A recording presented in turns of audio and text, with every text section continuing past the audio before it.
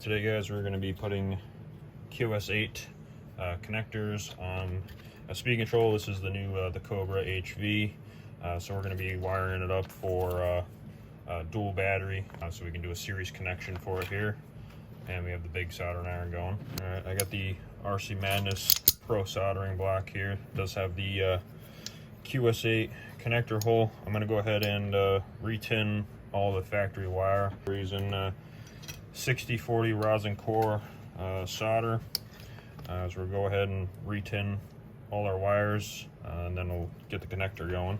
You want the solder to flow into the wire, not just melt on the tip. This is just a large soldering iron we got for this thick gauge wire. I'm on the phone. We're doing repairs real time here at RC Madness. All right, works good. Big iron works good there, guys. Check that out. So we're gonna go ahead and load up the QS8 in our block. You guys can see this Castle one got all really long wires here. Again, try to keep an angle so you guys can somewhat see here. You're gonna feed it in and get it kind of started on the tip, but then you're gonna want to feed it, kind of fill this pocket pretty good. I usually do it laying down. We're doing it standing up so you guys can kind of see it here. The Pro block really makes a big difference.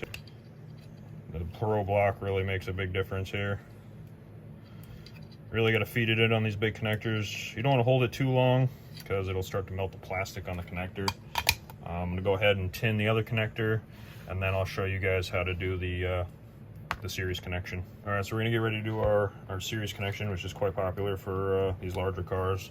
First thing you're going to do is you want to slide your cap down. Make sure you put them on the right way for QS8s and other plugs.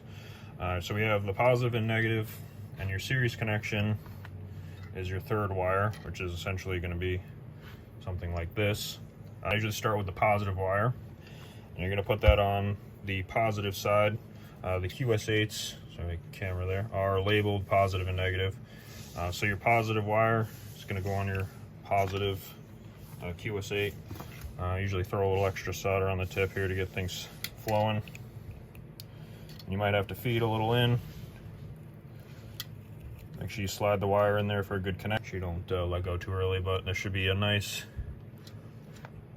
even coating there. It should be shiny. You don't want a cold joint, especially on something like this where it's probably running a 12-cell battery.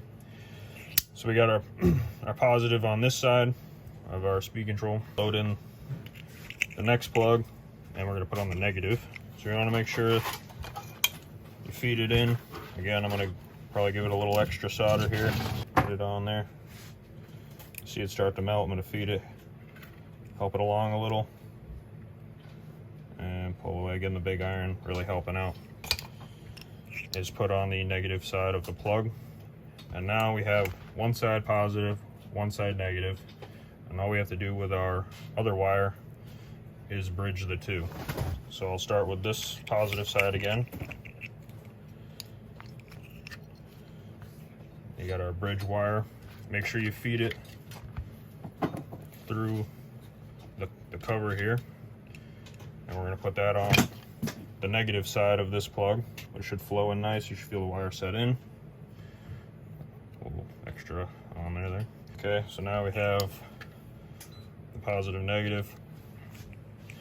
This side is going to be positive with the negative wire attached. Again, we're going to slide it through the cover and get it started here and set in. So now we have the series connection. I do want to show you something here because it did happen, and it does happen occasionally. If you notice, the solder did run between the plug right there, which is obviously not ideal, but your cover actually won't go on. So sometimes you got to take the iron and get it out of there. So usually we double check it here before we push our caps on. So you got your positive wire coming out of your speed control to positive on this plug, and then the negative should go to the positive here, and your negative should run down to the negative on the speed control. This applies for every speed control and every connector. So everything looks good here, and make sure no solder or anything's touching. Then you can go ahead and put your caps on, and you're good to go.